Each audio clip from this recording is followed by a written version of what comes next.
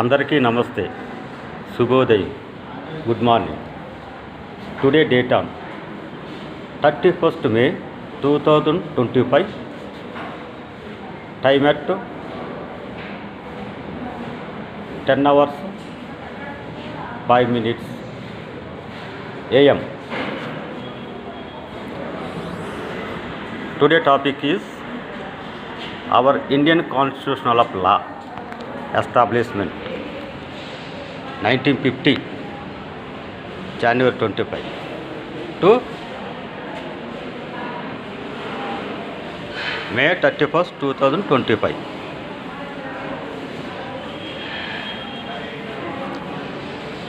My heartful and grateful honorable to our Indian Constitution of Law.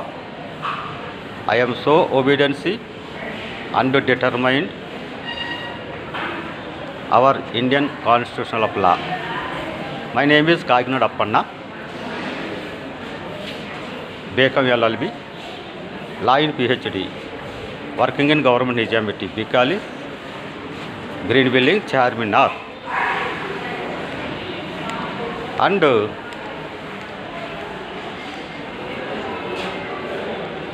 I am All India Relief Welfare Association President, Legal Advisor and Affairs, and National All India Dignitary of the Union as President. So today topic is our Indian Constitution of Law. Under Article 448, Schedule 12, amendments 104 times.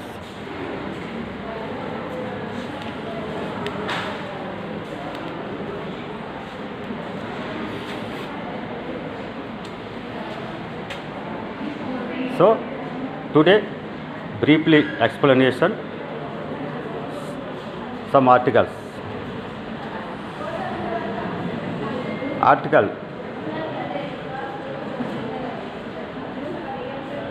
124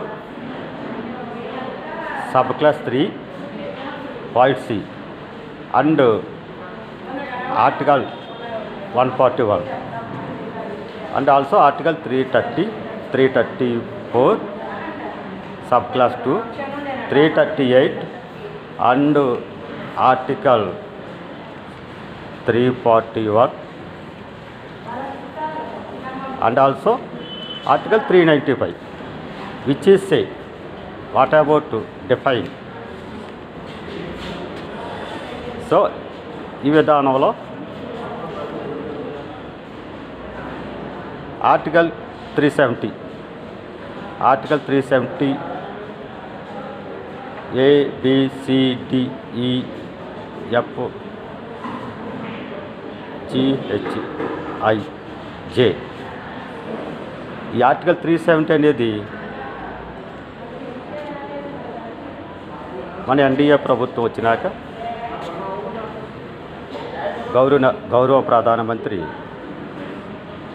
Narendra Modi గారు, శ్రీ చంద్రబాబు నాయుడు గారు NDA ప్రభుత్వం వచ్చినప్పుడు ఈ article 370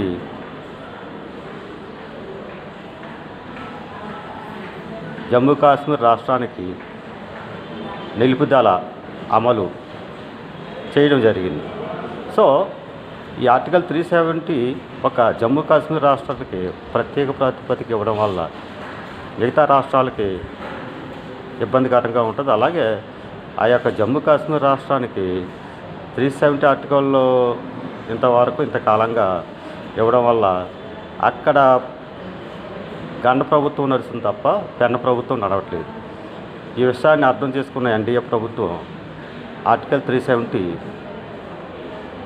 seized to article చేయడం జరిగింది NDA. అయితే ఆ యొక్క విధానాన్ని కాంగ్రెస్ సీనియర్ నేతలు సల్మాన్ ఖర్షద్ గారు మరియు శశి థరూర్ గారు, most senior in Congress party leaders, వారే చాలా అభినందించారు ఎన్డీఏ ప్రభుత్వాన్ని. అయితే శశి థరూర్ గారు చెప్పిన వార్డు ఏంటంటే ఆర్టికల్ 370 రద్దు చేయబడింది. అందుకు మేము సంతోషిస్తున్నాం, ఎన్డీఏ ప్రభుత్వాన్ని ప్రశంసిస్తున్నాం. కానీ ఇక్కడ ఒక విషయం ఏంటంటే, రద్దు చేయడం, నిలిపివేయడం, స్వాధీనం చేసుకోవడానికి కొన్ని వార్డ్స్ రాజ్యాంగంలో print of 2024 constitution of law అది చదివి పరిశీలించిన ఎడల అయితే మన వాళ్ళు చాలామంది ప్రముఖులు, రాజకీయ నాయకులు కానివ్వండి, సోషల్ మీడియా కానివ్వండి, ప్రింట్ మీడియా కానివ్వండి, ఎలక్ట్రానిక్ మీడియా కానీ ఆర్టికల్ 370 రద్దు అని చెప్పి చెప్తున్నారు. దాని మీద స్టేట్మెంట్ ఇస్తున్నారు. రద్దుకి, నిలుపుదలకి, సవరణకి, అమలుకి కొన్ని ఇంగ్లీష్లో వార్డ్స్ దాని అర్థాలు వేరుగా ఉంటాయి. 370 ఆర్టికల్ రద్దు, ఆ విషయాన్ని సుస్పష్టంగా, ప్రస్ఫుటంగా రాజ్యాంగంలో ఉన్నటువంటి new print of Indian constitution చదవాలి. వార్డ్స్ రద్దు అంటే రీపిల్, సీజ్డ్ అంటే స్వాధీనం చేసుకోవడం, రీటైన్ అంటే నిలిపి ఉంచడం, డీటైన్ అంటే ఆపిపెట్టడం, నిర్బంధించడం, యాక్ట్. అయితే ఈ రద్దు అనే మాటని, క్యాన్సిల్ అనే మాటని వాటిని ఎక్కువగా వాడుతున్నారు. ఇప్పుడు నేను పైన ఉటంకించినటువంటి ఆ విధానం. అలాగే ఆర్టికల్ 395 రీపిల్ అంటే రద్దుపరుచుకునేదానికి మనకి రాజ్యాంగంలో ఆ ఆర్టికల్ ఉటంకించబడింది. సో ఆర్టికల్ ఆ విధంగా ఉంటే మరి యొక్క ఆర్టికల్ రాజ్యాంగం ఇంప్లిమెంటేషన్ కమిటీ ఎప్పటికప్పుడు ఆర్టికల్స్ సంబంధించినట్టు టైం లైన్స్ చూసుకోవాలి. అటువంటి టైం లైన్స్ చూసుకోలేనట్టుకుండా మరి సవరణలు ఉన్నాయా లేదా, జరిగినాయా లేదా అనే విధానాన్ని చూడకుండా ఆర్టికల్ 334 సబ్ క్లాస్ 2 ఏం చెప్పబడింది? షెడ్యూల్డ్ క్యాస్ట్, షెడ్యూల్డ్ తెగలు వారికి రిజర్వేషన్లు సుస్పష్టంగా, ప్రస్ఫుటంగా చెప్పబడింది. ఒక కులం 70 ఏళ్ళుగా రిజర్వేషను పొందుతున్నటువంటి 1-2 కులాలు షెడ్యూల్డ్, అలాగే మిగతా అదర్స్ కులాలు కూడా షెడ్యూల్డ్ క్యాస్ట్, షెడ్యూల్డ్ ట్రైబ్స్ 70 ఏళ్ళు మించరాదు అని చెప్పబడింది. ఆ టైంలెస్ అయిపోయింది. మరి దాని మీద సరైన ప్రస్తావించేవారు లేరు, ఆ అమెండ్మెంట్స్ కోసం ఆలోచించేవారు లేరు. మరలా ఈ విధానాన్ని ఆ టైంలెస్ అయిపోయినప్పుడు కూడా ఎంఆర్పిఎస్ వారు మరియు మాల మహానాడు వారు ఈ 2 కులాల ఆంధ్ర తెలంగాణలో ఆ వర్గీకరణపై కొట్లాడుతున్నారు. యాక్చువల్గా టైంలెన్స్ అయిపోయిందన్న సంగతి ఆర్టికల్ 334 ఉటంకించబడి ఉంది. ఆ టైంలెస్ అయినప్పటికీ కూడా వీరు మరి ఆంధ్ర తెలంగాణలో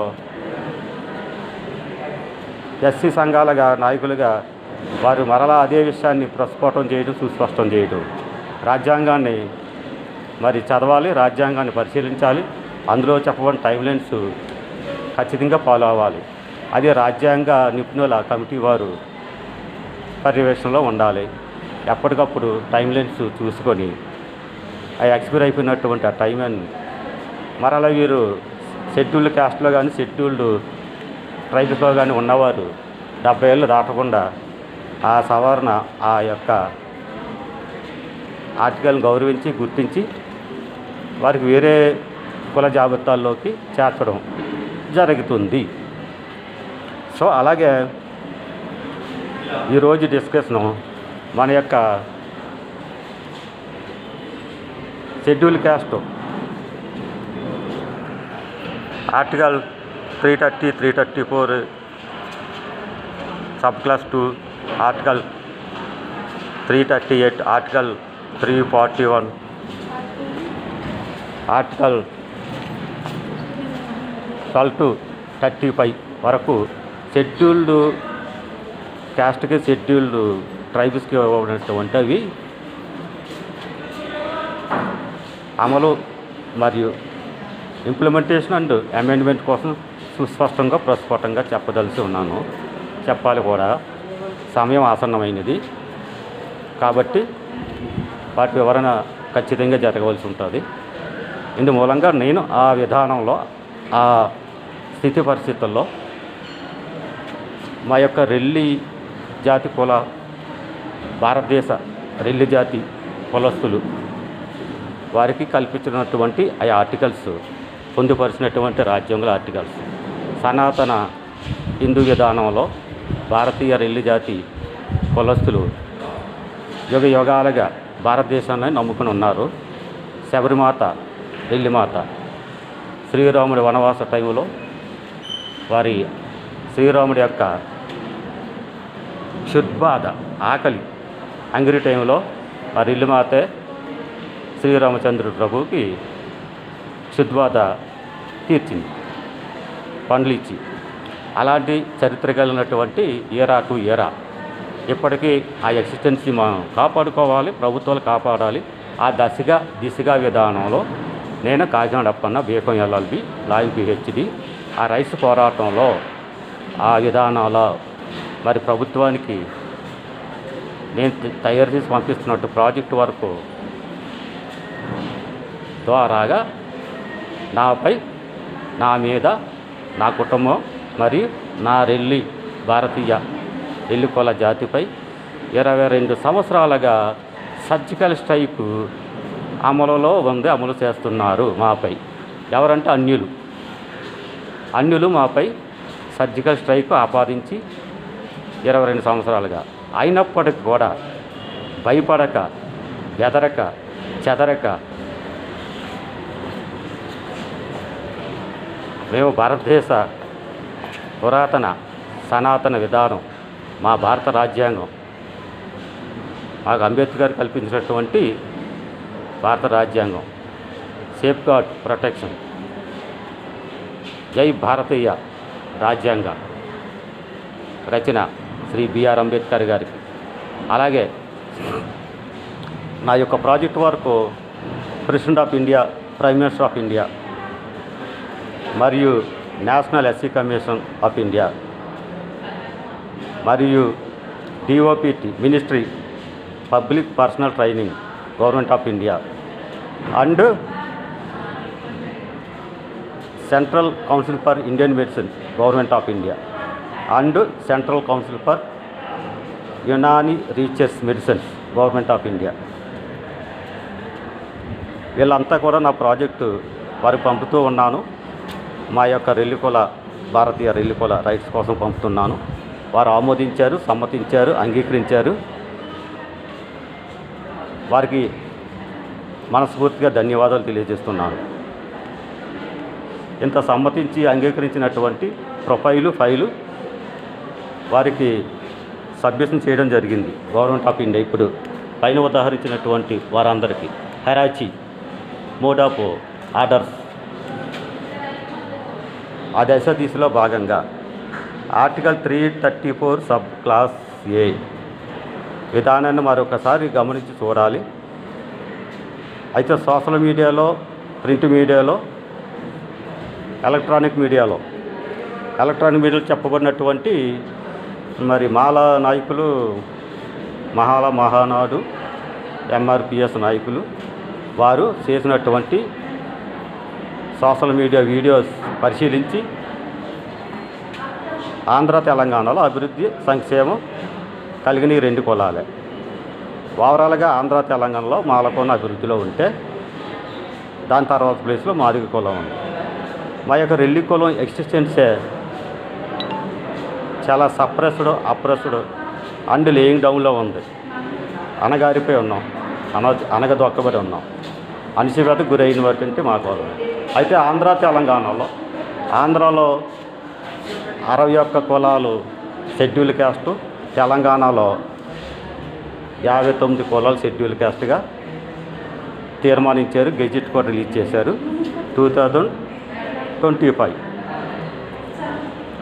అందుకు అనుగుణంగా ఈ యొక్క వీడియో చేయడం జరుగుతుంది. చాలా వీడియోలు చేశాను. దేనికి ఓం నమో నారాయణాయ, ఓం నమో నారాయణాయ. నరేంద్ర మోడీజీ మాకు అండగా ఉండడం చాలా సంతోషం. ఎన్డీఏ ప్రభుత్వం అండగా ఉండడం చాలా అభినందించదగ్గ విషయం. వారిని నమ్ముకున్నాం. విశ్వాసం, నమ్మకం ఇప్పుడు కూడా వంగి చేయరు. అలాగే సీజ్ టు వార్, సీజ్డ్ అంటే స్వాధీనం చేసుకోవడం.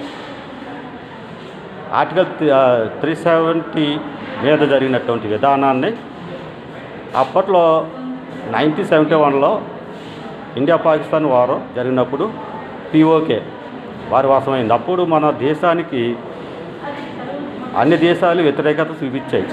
కానీ ఒక్క రష్యా మాత్రమే మిత్ర దేశం, సహోదర దేశం, సోదర దేశం అయింది. ఆ టైంలో నెహ్రూ గారు సంతకం పెట్టకపోయి ఉన్నట్టయితే సీజ్డ్ వార్ అని చెప్పి అంతర్జాతీయ సదస్సులో ఇంటర్నేషనల్ ట్రిబ్యునల్లో సంతకం పెట్టి ఉండకపోయినట్టయితే ఆ పిఓకే వారికి పోయేది కాదు. అది సాధించాలి, ఎట్టి పరిస్థితుల్లోనే సాధించాలి పిఓకే, మనది అది. మరి ఈ ఆర్టికల్ 370 జమ్మూ కాశ్మీర్ మహారాజు గారు వారికి స్వయం ప్రాతిపత్తి అనేది ఇంతకాలం ఇచ్చాం, వారు ఎంజాయ్ చేశారు, అనుభవించారు. అలాగే మన షెడ్యూల్ కాస్ట్, షెడ్యూల్డ్ తెగల్లో ప్రత్యేకించి పొందుపరిన ఆర్టికల్ ద్వారాగా కొన్ని కులాలు రిజర్వేషన్ అనుభవించాయి, పొంది ఉన్నారు, అభివృద్ధి చెంది ఉన్నారు, వెల్ఫేర్ చెంది ఉన్నారు. వారిని గుర్తించి 70 సంవత్సరాలు మించరాదు కాబట్టి ఆ ఆర్టికల్ని మరలా చూసి మిగతా అభివృద్ధి చెందిన కులాలు ఎవరైతే ఉన్నారో వారిని మిగతా కుల జాబితాల్లోకి పెట్టడం జరుగుతుంది. అది ఈ యొక్క అమెండ్మెంట్స్, ఈ ఆర్టికల్స్ యొక్క సారాంశం. అనేక ఆర్టికల్స్ ఉన్నాయి. అది టైమ్లైన్స్ ప్రకారంగా వివరిస్తూ విశదీకరిస్తూ ఉంటాను. అయితే 22 సంవత్సరాలుగా 22 years surgical strike on me and my family, my community. Duration but carry on. భయానికి బెదిరికి తావేలేదు. That is Relli. All India Relli welfare association తరఫున ఈ ఆర్టికల్స్ మీద సరైన సమగ్రత విధానం ఇంప్లిమెంటేషన్ కమిటీకి ఆల్రెడీ సిఫార్సు చేశాను. మరి పరిశీలించాలని కోరి ప్రార్థిస్తూ మరొకసారి అందరికీ ఓం నమః శివాయ. జనని జన్మభూమిచ్చ. జై భారత్ మాత. నన్ను కన్నా నా తల్లిదండ్రులకి,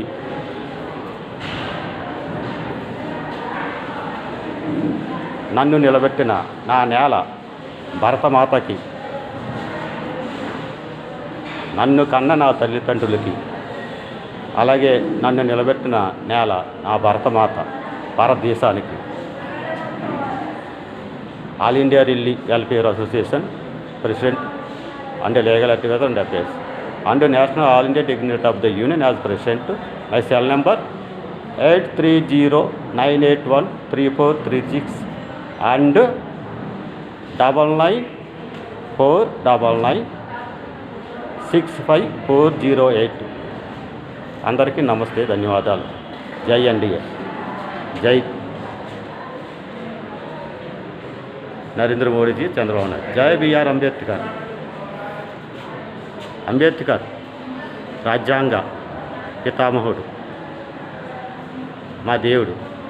రాజ్యాంగాన్ని రచించి నా చైర్మన్, అధ్యక్షుడు, కమిటీ అధ్యక్షుడు. అందరికీ అందాలు తప్ప అంబేద్కర్ చేసిన తప్పేం లేదు. ఆర్టికల్స్ పొందుపరిచి రాయబడింది భారతదేశంలో ఉన్న ప్రతి పౌరుడికి. కొన్ని వర్గాలకి, కొన్ని కులాలకే ఆయన ప్రత్యేకించి ఏమి రాయబడలేదు. అన్ని వర్గాలు, కులాలు, జాతులు, మతాలు, ప్రాంతాల వారు ఉన్నటువంటి క్లిష్ట పరిస్థితి, వారికి కల్పించబడినటువంటి జీవన విధాన శైలి, ఎక్సిస్టెన్సీకి సంబంధించిన ఆర్టికల్స్ పొందుపరిచారు కాబట్టి దానిని వివరిస్తున్నాను, ప్రస్తావిస్తున్నాను. అంతేగాని రాజ్యాంగం ఏ 2 కులాలకు మాత్రమే కాదు.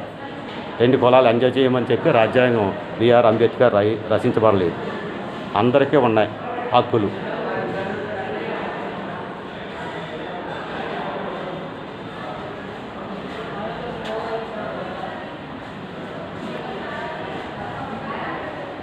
జై హింద్. భారత్ మాతాకి జై.